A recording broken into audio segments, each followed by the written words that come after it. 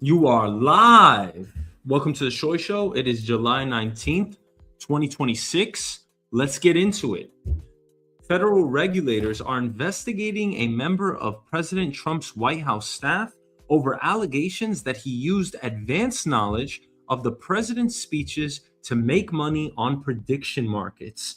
Wow. These things are called mention markets. They are listed on Kalshi and Polymarket. Gabriel Perez, President Trump's longtime teleprompter operator, has worked with Trump since 2016. He currently serves as a deputy assistant to the president and technical advisor and earns an annual salary of $175,000. Now, he forewent all of that because he wanted to place bets on mention markets. Investigators are examining whether Perez used early access to Trump's prepared remarks to place bets on Kalshi. Reports say Perez allegedly made more than $100,000 from trades tied to at least a dozen speeches. Specifically, the bets were placed on mention markets, a type of prediction market where people wager on whether a specific word or topic will be mentioned during a speech. For example, would President Trump say China, tariffs, or inflation? Once the speech ends, the contracts settle based on what was actually said. So let's actually take a look at what these mention markets are. They are insane. They've been out for a few years. And you can clearly see on this screen, what will Trump say this week? You can click on it. What will Bernie say during his Lansing rally? If you click on this here, you not only can bet what Bernie is going to say, something like ballroom, pool, corruption, Social Security, but you can actually, Please welcome to the stage, activist. You can go directly to the rally. I mean, seriously, they have a link to the rally. It's insane. They have all of the rules, whether it's plural or singular. I mean, this is insane. Take a look at these words. Will he say Israel, Netanyahu, robots, Vermont, Zohran Mamdani? Will he say socialist? ChatGPT, OpenAI, corruption, data center. You can bet on all of these words. And these are the mention markets. Now, first of all, why wouldn't he let his friend or his cousin make the bets on his behalf? That's beyond me. Kalshi reportedly detected unusual trading activity through its internal monitoring systems, froze more than $90,000 in suspected profits, and referred the matter to the Commodity Futures Trading Commission, CFTC, which is now investigating. What a fool. Gabriel Perez, what a fool. $100,000? Listen, if you're going to do something like this, and by the way, it's not that his salary is $175,000, which is a rather good gig. I mean, what are you really doing? But it's also the proximity. It's the prestige of the position. I mean, he is literally working for the White House and he threw it all away for $100,000. I mean, throw it away for like $100 million. I mean, seriously, $100 million, not 10 million, not $1 million. Throw it away for like $100 million. I would have had all my friends, all my family members. Hey, listen, place this bet over here. I'll give you half. Come on, what are you doing? Use Telegram. I bet you he used his own phone. Like, what are you doing? What's wrong with this guy? If you're going to be corrupt, if you're going to scheme, look at him cleaning the teleprompter. Like he has anything better else to do.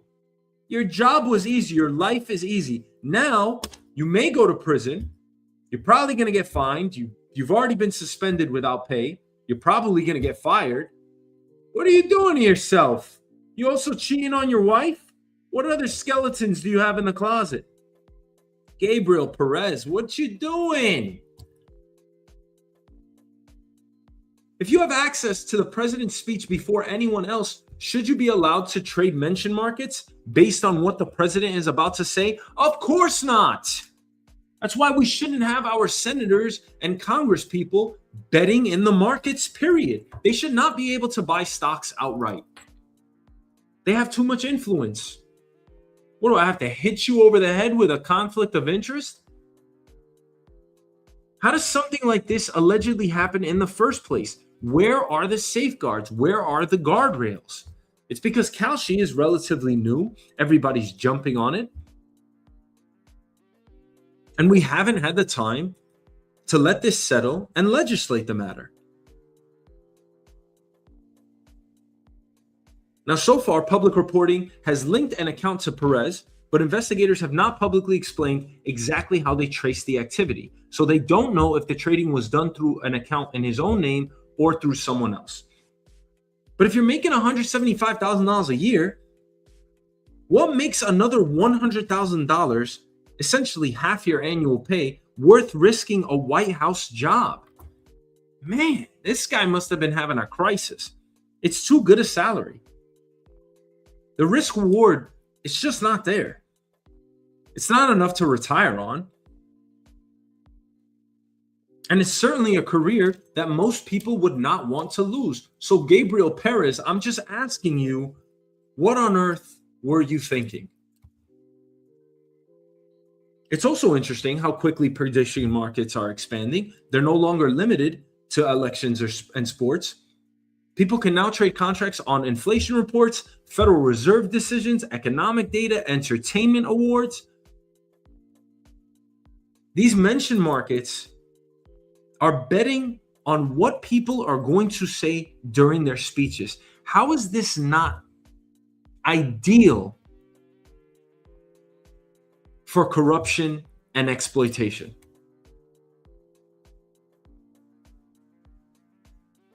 Now, Perez, of course, has denied wrongdoing through his attorney, and no criminal conviction has been announced.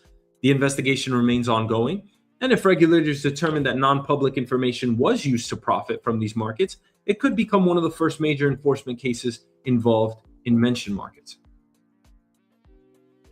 I mean, I just can't. I'm so fascinated with this. What will announcers say during the FIFA World Cup final?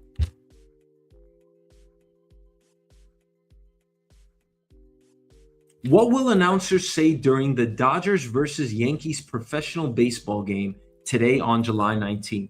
This is insane. What will Domino's say during their next earnings call? I mean, what benefit is this to society? Wow. What will David Muir say during ABC World News Tonight? Wow. I mean, where have we gone as a society? It's like once the betting markets opened up for business here in the United States, which was inevitable, the floodgates opened. What will GE Vernova say during their next earnings call? This is insane. Man. So that's where we are. Gabriel Perez, you're a fool. You had a gig sitting alongside the President of the United States. You know how valuable that is. You could have easily done something way more corrupt, way more stealth, but you're such a fool. And for what, $100,000? You're not doing anything with $100,000. What you gonna do with $100,000? Big bag of nothing. All right, next topic, side music. Do do do do do do lee do do do do do do do do do do lee do do lee do lee do do do lee do lee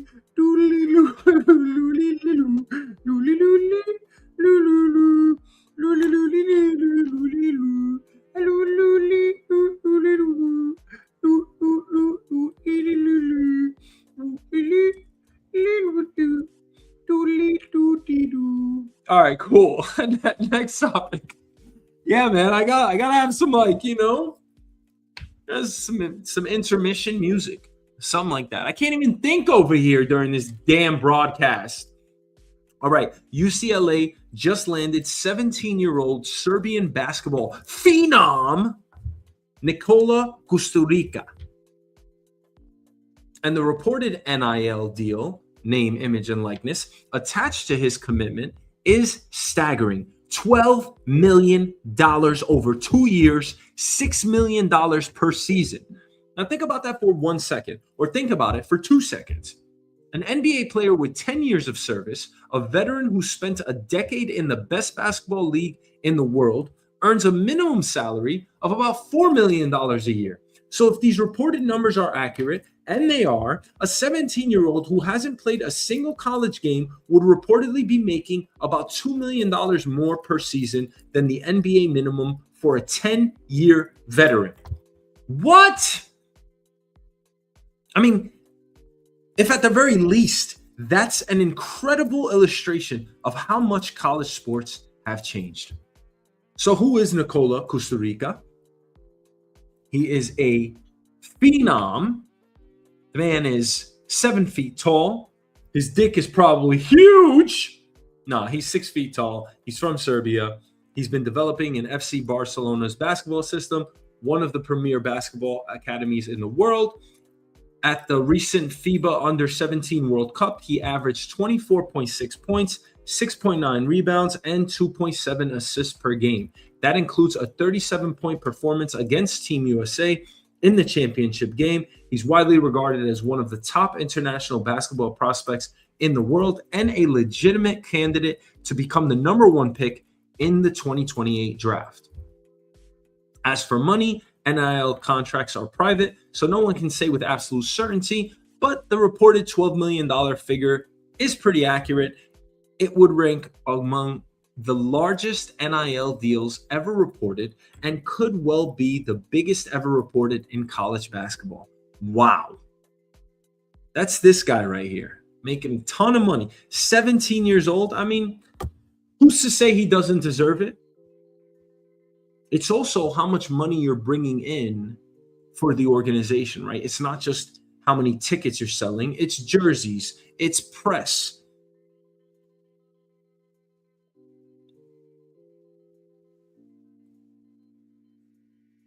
And this is why history always repeats itself, right? Everything is cyclical. Of course, I want players to make money off their own name.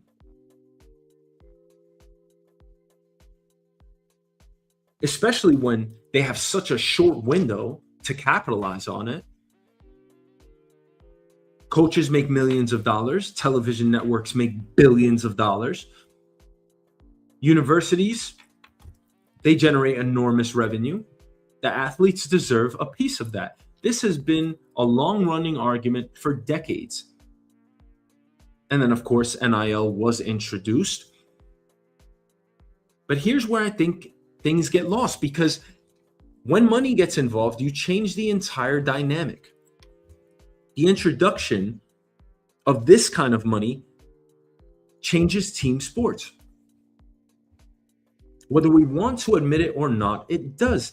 If you're already getting paid millions of dollars, the relationship to the game inevitably changes. It's no longer about representing your school or fighting for the name on the front of the jersey.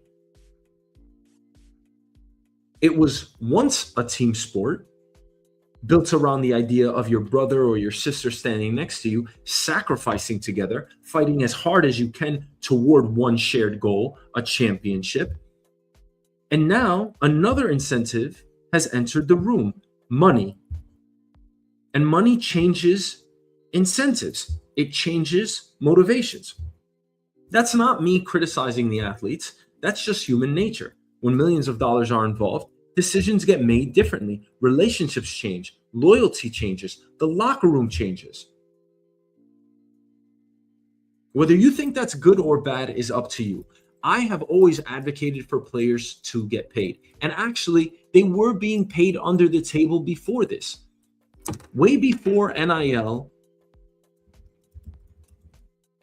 was introduced, this was only in July of 2021, players were being paid under the table. You think Alabama just won multiple college championships because of Nick Saban, because he was just a savant head coach? Absolutely not.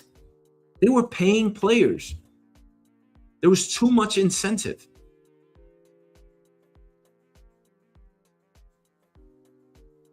First and foremost, you have to think about your livelihood and your family's livelihood. then you can think about making the NBA or playing for a prestigious college program. But we need to stop pretending that this is the same version of college sports we grew up watching. It's not. When a 17-year-old college recruit is reportedly set to earn about 50% more a season than the NBA's veteran minimum for a player with 10 years of service, we've entered an entirely different era. Major college football and basketball programs have become professional sports businesses attached to universities.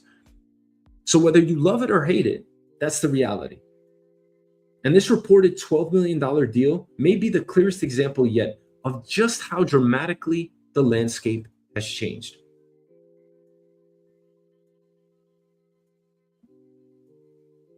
Your education is not even on the back burner as a college athlete. It is probably your lowest priority. You are there to make money. And guess what? Once your NIL money runs out, less than a tenth of a percent of players actually go pro in any one sport. So what are you actually left with?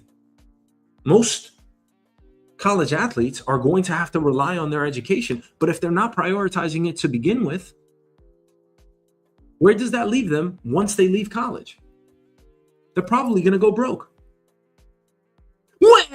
Who gives a shit? He's making millions of dollars. Let him live. I don't give a damn. And you know what? He doesn't give a damn about me, and that's where it is. That's where it stands, okay? Players are making millions of dollars. What are we going to do? You're not going to do nothing, all right?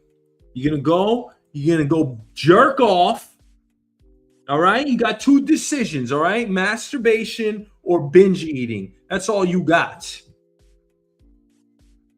So don't tell me, Obi, players should get paid. Players shouldn't get paid. Argue till the cows come home. You think I care? You think I really care? I don't give a shit about this.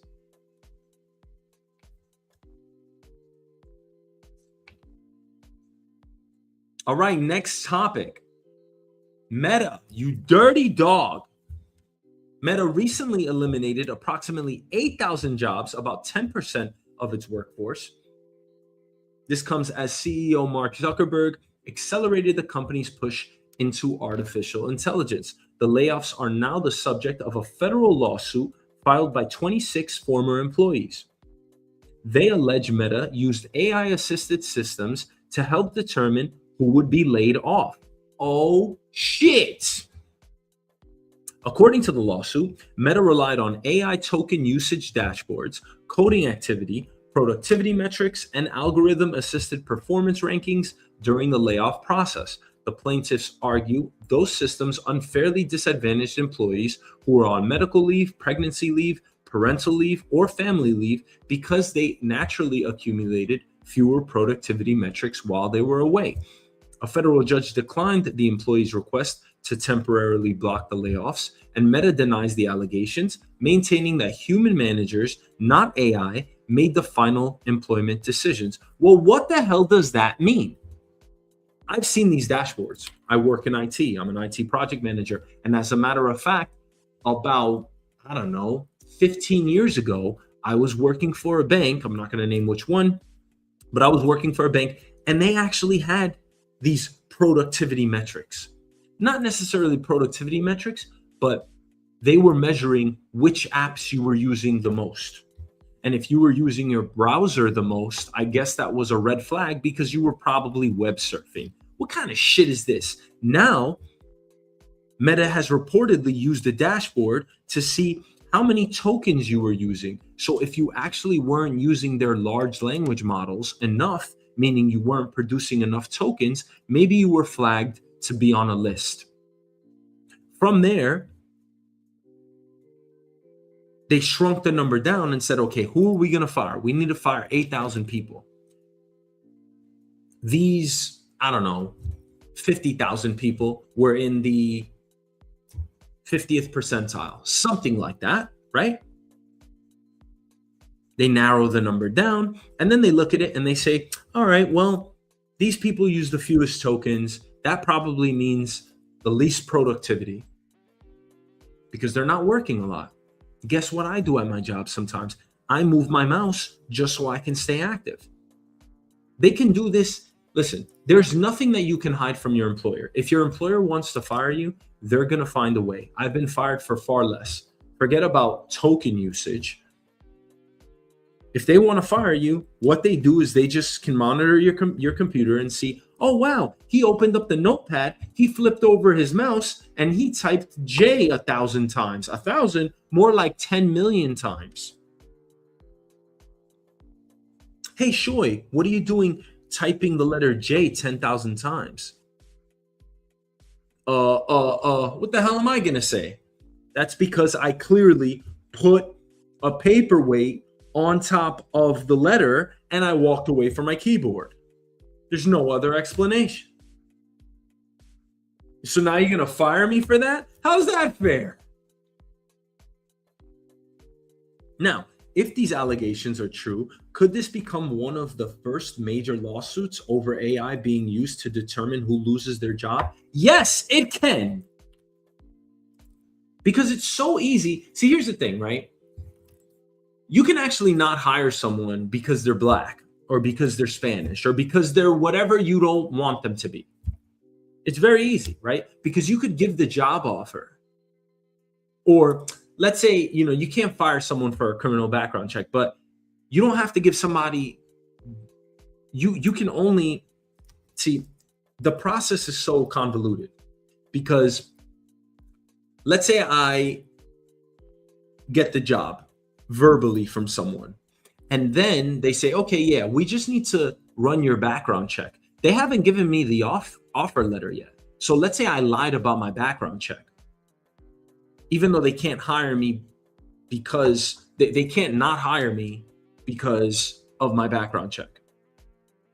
What they can do is after my background check comes out, let's say they see I have a felony and now they don't want to hire me. They just don't have to tell me that they're not going to hire me because of that background check. But they could look at it and say, hey, we just decided, we're actually not going to hire for the position. They can say anything they want. 9 times out of 10, nobody's going to pursue any legal action. And for the 1 time out of 10 that someone does pursue legal action, it's going to come at their cost. Who the hell wants to deal with that? And most likely they will fail because you're not going to go up against one of these Fortune 500 company. You're not going to go up against one of these Fortune 500 companies, which has unlimited resources and expect to win. What are you going to win? These allegations are true. These people got vetted with AI metrics and they said, well, your output isn't enough. You're just not using the large language models enough. You're not producing enough tokens. We're going to fire you. That probably means that you're not productive enough. That's how they're monitoring us. And by the way, these are the same fucking companies that want us to return back to the office, which I refuse to do, but they want us to return back to the office and want us to be more productive, more collaborative. I have had so many different segments where we go into this. Yes, I think it's beneficial to be in the office because there are so many unspoken elements that you're just going to get from that, the camaraderie building, these nuances, these lessons learned. There's so much that you're going to get from actually being there physically. However, overall, you waste a lot more time in the office than you do at home, in my opinion. And you're way more uncomfortable. I want to take a shit in my own bathroom. That's why I want to work at home.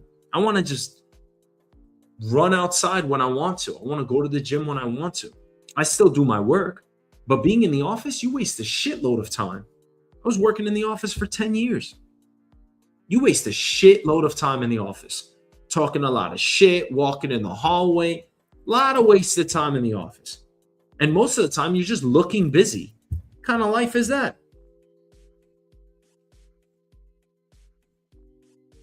Now, what else comes into question is, have other large companies already adopted similar AI-assisted evaluation systems, or is Meta setting a precedent for the rest of the industry? Well, if other companies haven't, They certainly are now.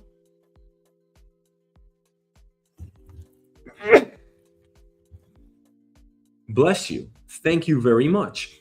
I've seen, heard, and read about these dashboards being used. This is nothing new.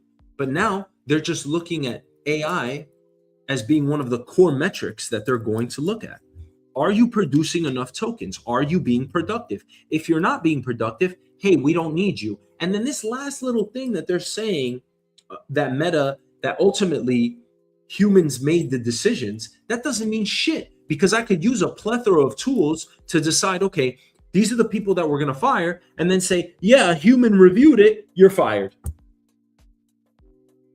It's so easily justified. Who's going to sue Meta?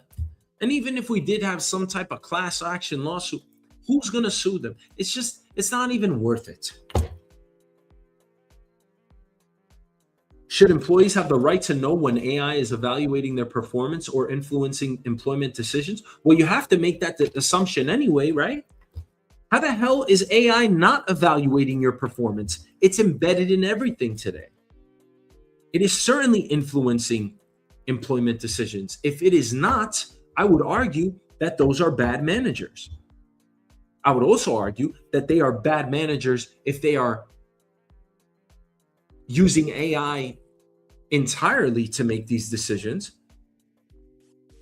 But it should influence what we are doing in any type of workplace. And it is. If you're working in a corporation right now of any scale, or really of any size, they are certainly using AI. How are they not going to use AI to assess employment decisions? Who's being productive? Where can we move employees? Where's my capacity? But if an algorithm recommends a layoff, who is ultimately accountable? The manager, the company, or AI itself? Soon enough, we're just going to be blaming AI for things, and it's going to be acceptable, most likely.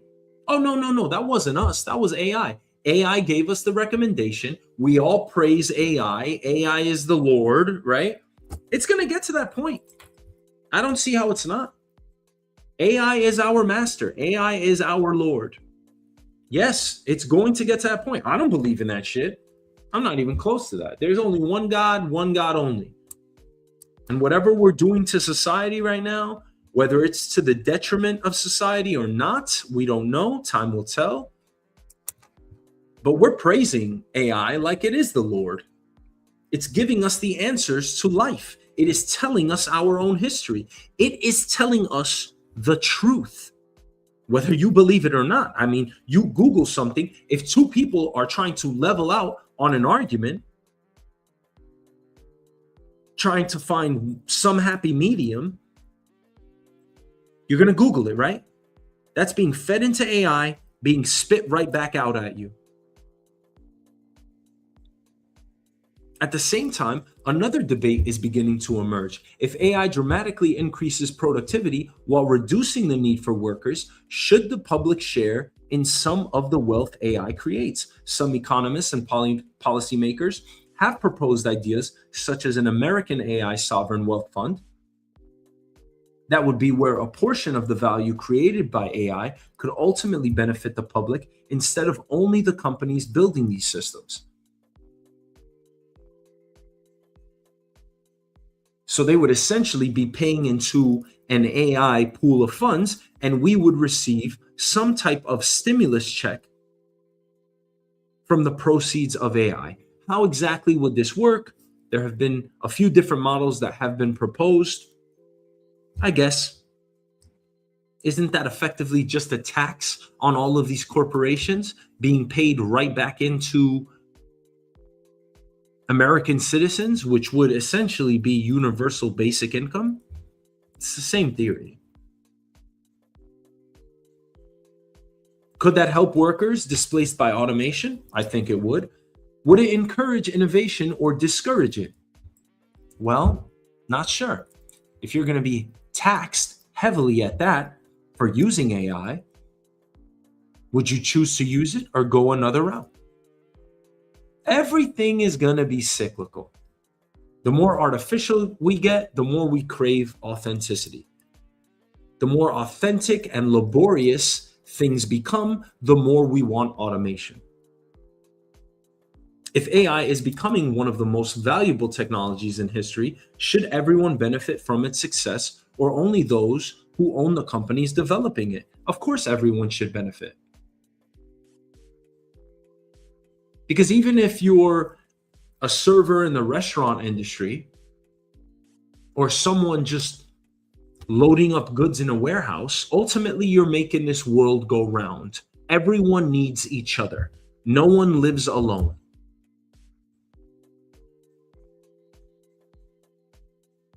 So if we start seeing, if we start reaching a point where the disparity just keeps growing and growing because of AI, which is probably going to happen, and I would argue is happening right now, should we take some of those proceeds and give it back to the people that aren't benefiting directly from those revenues? Yes, I agree. One way to counterbalance that is everyone should be investing in the stock market. If you are not investing in the stock market, I am going to put some blame on you, because that's one way that you close this wealth gap, this wealth disparity. You can't just blame everybody that's wealthy. There is a chance to catch up. And one of those vehicles is using the stock market. So if you're not using the stock market, you can't just sit there and say, hey, I want universal basic income. You should be doing everything that you possibly can while you complain.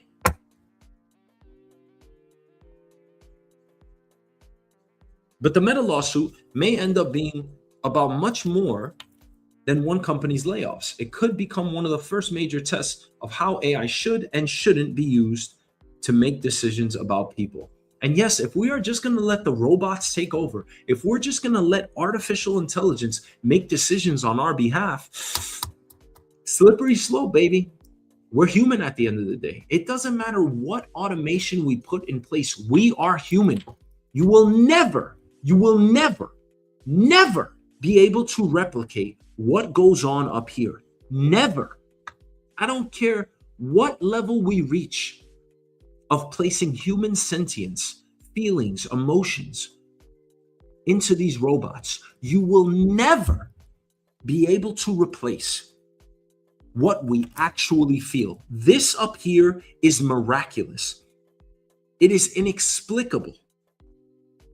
For you to think that you can replicate this, you can emulate this somehow and put it in the form of a robot, impossible. And I do not use that word lightly. We are social creatures. A robot will never understand that. They can try, they can come awfully close. But no matter how good a robot can become at understanding you, you know that you are speaking to a robot. Full stop. It can never be a person that you grew up with, that you have come to know in the real world. You will never be able to replace that. So if we allow these robots to make decisions that affect our livelihoods, to pay for goods, to have some quality of life, if you're telling us that we need jobs in this world, we need to be in the rat race, and then you come from underneath and you sweep our jobs away from us, our potential to earn, with tools like artificial intelligence, then you've got to help replace it. Because we can only be so good at creating for the masses. We can only be so good at creating our own wealth. There needs to be a pipeline of jobs in which we can work so that we can have a quality of life. And if that disappears and we give AI the ability to make those decisions, hey, you'll be efficient with 10% of your workforce. Hey, you better do something about that, government. You better replace that with the companies that are benefiting, or you better find new jobs for us.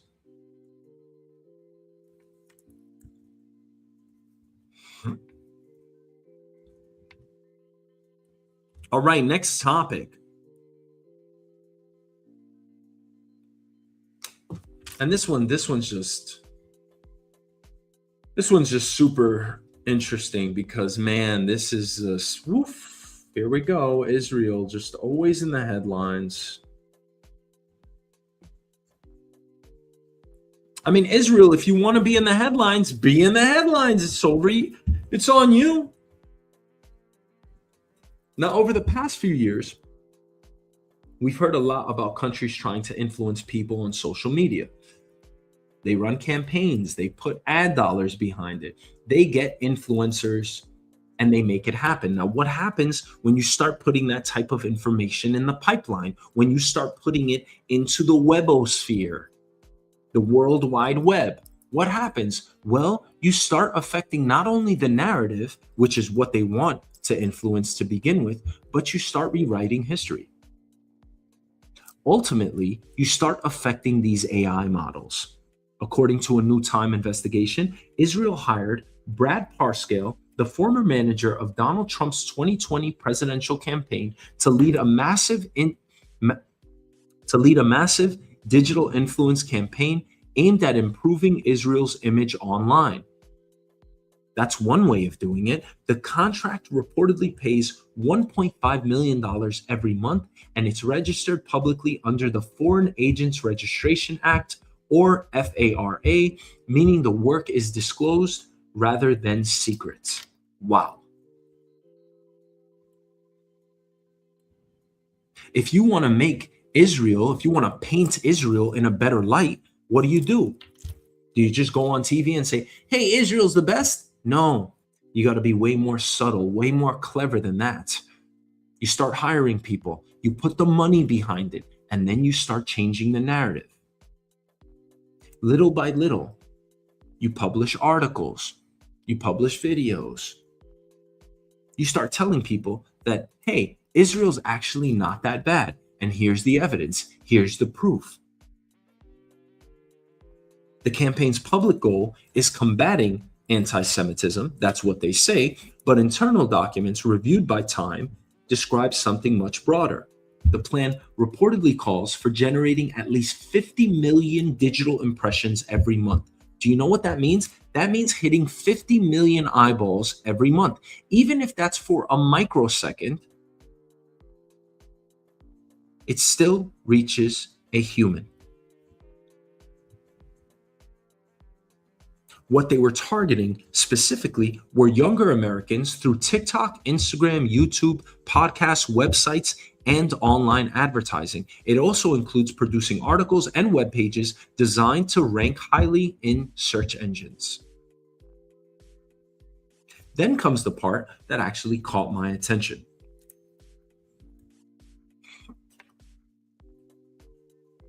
The documents reportedly describe an effort to influence how AI systems like ChatGPT, Claude, Gemini, and Grok answer questions about Israel and the war in Gaza. Not by hacking the systems, but by flooding the internet with content they hope future AI models will consider when generating answers.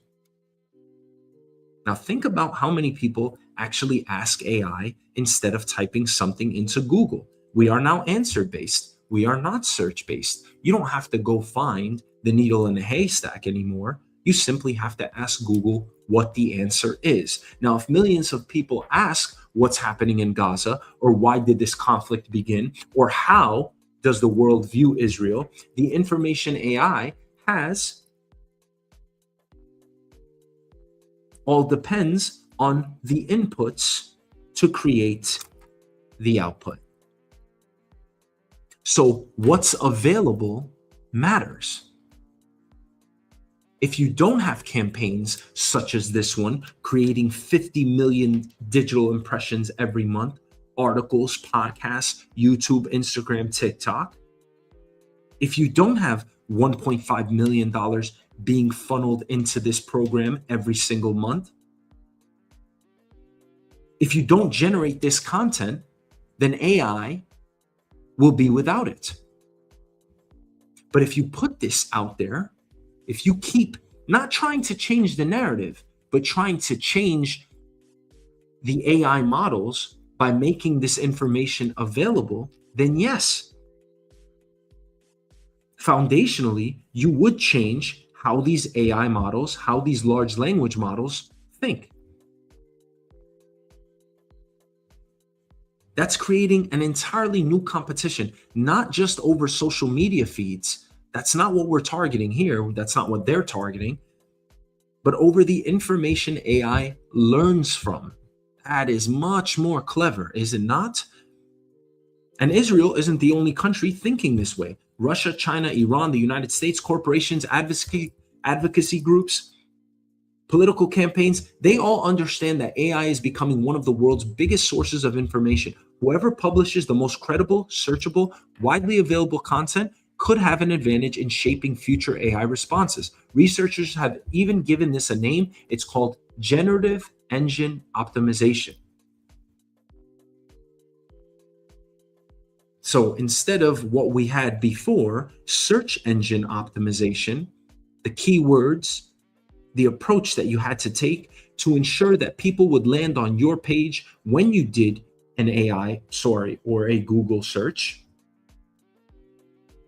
Now we've moved on to generative engine optimization, influencing and changing how the AI model thinks. Now, fundamentally, all you have to do is actually put that information out there. All these AI models do is the first level, they got to scrape. They have to scrape information from all of these databases. Then the next layer comes in, which is the logic and the reasoning behind it. Lastly, they formulate it and then they provide it to you. Time also reports that part of the campaign focused specifically on younger conservatives and the MAGA movement, after polling and online trends suggested support for Israel had been declining among some Republicans under 50. According to the report, Parscale believed his background in Republican digital politics made him uniquely positioned to reach that audience. The man was being paid $1.5 million a month. Who's not going to take that money? I'm totally against everything Israel is doing, but you're going to give me $1.5 million a month? You know, no, I wouldn't take that money. Nah, hey, $15 million a month. Hey, what are we talking about here? No, I still wouldn't take that money. I mean, listen, hold on. Let's get into this for a second. I mean, you could take the money, because somebody's going to fucking do it anyway. It's going to have to, it's going to lean on your conscience a bit, I guess. $1.5 million a month? For shit. This guy's having a fucking field day. He's having a party. $1.5 million a month to make Israel look good. But it's not just that. He's not just trying to change the narrative. He's doing it, but he's doing it in a much more clandestine way. They are changing how the AI models think. That's a lot more dangerous, because you could argue what the Trump campaign did, and he ran a marvelous campaign in 2024. But what the Trump campaign did was they positioned themselves such a way in social media where they reached the masses, but they also showed a more authentic side to Trump. And they did it in so many different ways, going on various podcasts, being with celebrities. They did it in so many ways. It was just an intricately, and I think just a fantastic campaign overall. And it was really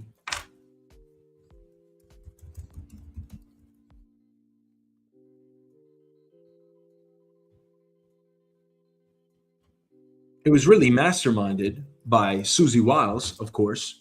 That's this woman right here. She's the genius behind Trump's 2024 campaign. But this was about social media. What this guy is doing, no. This isn't about changing the narrative. This is about changing the AI models so that when people are tired of seeing that social media layer, all right, I've watched enough of these videos. Let me go find out the truth. What do people think about Israel? Now you're asking the AI model. That's the only source of truth that we have today, is it not?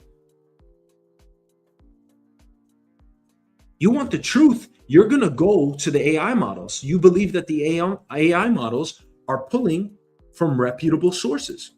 They're just the most fast and efficient way to get to that information. Are you really going to question something that ChatGPT or Claude or Gemini just told you? Probably not. That's where this becomes extremely dangerous. This is effectively lobbying, in a way, lobbying the general public, swaying public opinion without them knowing it. Now, Parscale disputes accusations that he was trying to undermine President Trump or manipulate conservatives against the administration's policies. He says the campaign was intended to support Israel and combat anti-Semitism, not interfere with Trump's agenda. And that's what everybody says. Every time you go against Israel, they always say anti-Semitism. You don't like Jews. You are pro-Nazi. World isn't stupid anymore, Israel. There's nothing Israel can say. There's literally nothing Israel can say. Nothing. Big zero. Because we're not stupid. You tell me if somebody actually, if Epstein killed himself, like there's just so much. I believe that, every government around the world is corrupt, but it's not about staying woke or us opening our eyes. We're beyond the point. Every topic reaches the point of no return, that you get to that point. Sometimes you do. In the case of Epstein, you're beyond the point of no return. They had no other choice than to do what they did. Make him disappear, kill him, whatever. They had no choice. Because there was, Pandora's box was about to open. There was a lot of damage that was about to be done. So what did they do? They did what they had to do.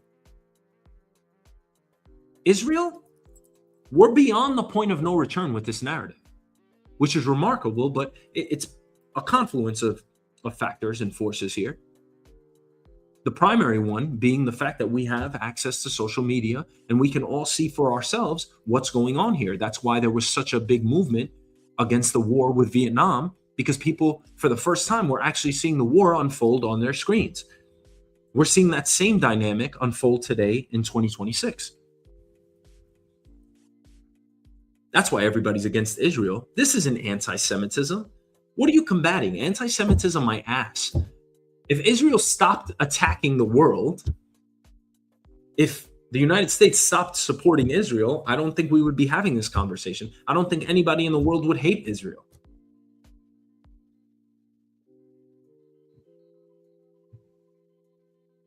What's interesting to me is that this isn't just one story. It's that we're entering a new world where governments are not only competing for public opinion, but for AI's core, AI's attention, AI's grip on our fear, on our emotions.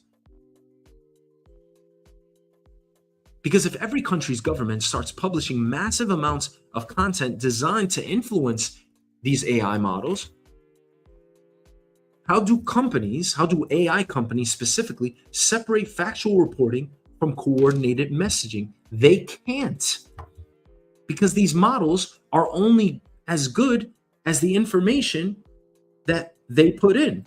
Garbage in, garbage out, right?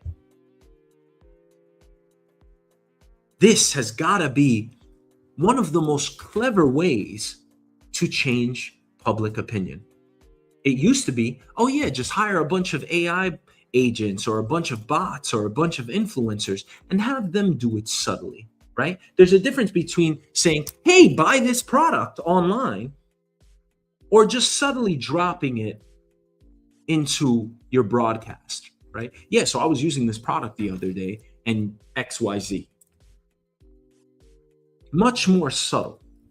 Maybe you have the product in the background or something. Just much more subtle.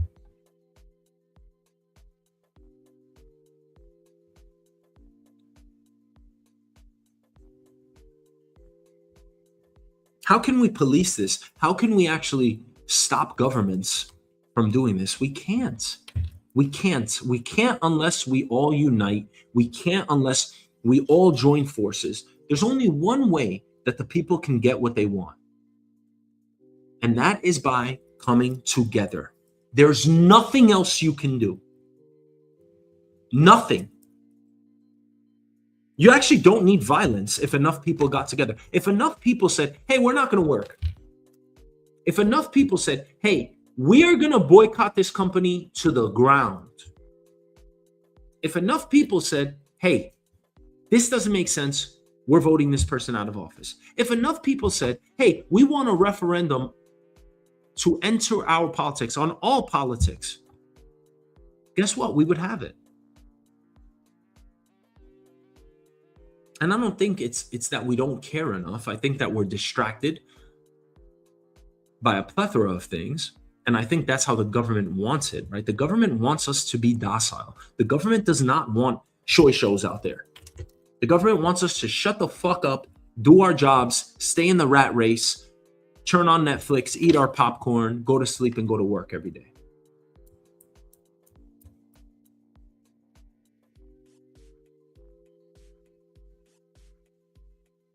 Will every major power eventually build its own AI influence operation? Of course they will. You'd be foolish not to. You don't think the White House and the Trump administration understand that whatever they say is the truth? Whatever they say is the truth. That's how it works. You don't think they know that that's the dynamic? That's the power that they hold? Of course they do. And they take advantage of that.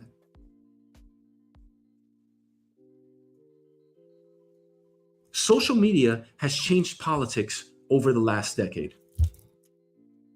But the next decade and forward is about something much bigger. It's about who shapes artificial intelligence. We have moved on from search. We have moved on from social media. We have. It's still a huge factor. But we're at the next horizon now. Who controls the sentience, the rationale, the logical reasoning behind these models is going to hold the power. Thank you for watching. See you next time.